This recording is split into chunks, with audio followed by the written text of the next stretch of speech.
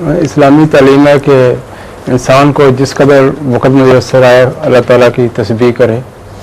عام طور پر دیکھا گیا ہے کہ غیر احمدی جیسے پٹھان لوگ دانوں والی تسبیح لے کے ہاتھ میں تو تسبیح کرتے ہیں، جبکہ ہماری تعلیم ہے کہ اس کے بغیر ہی ان گنت تسبیح کی جائے. تو یہ دانوں والی تسبیح پر تسبیح کرنا کیوں اچھا تصور نہیں کیا جاتا؟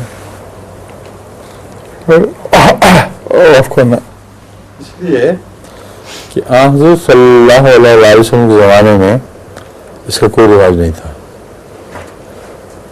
ایک ایسی نیکی جو قرآن کریم میں مذکور ہو اور بہت کثرت سے اس پر زور دیا گیا ہو،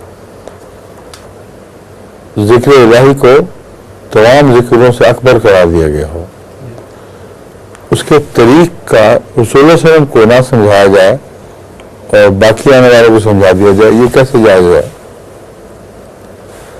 جو اسلام کی بنیادوں سے تعلق رکھنے والی بات ہے، اس کا طریق عمل حضرت پر روشن نہ کیا جائے اور بعد کے آنے والے وقت میں علماء کو روشن کر دیا جائے، یہ کیا ممکن ہے؟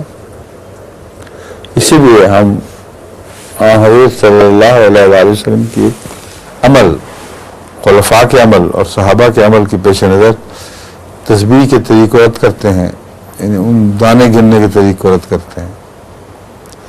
حضرت مسیح موعود نے کبھی ہاتھ میں تسبیح نہیں پکڑی، حضرت خلیل مسیح ثانی نے کبھی تسبیح نہیں پھیری. تو یہ پرانی سنت کو دہرا رہے ہیں. ٹھیک ہے، کیونکہ اب وقت ہو گیا میرا خیال ہے.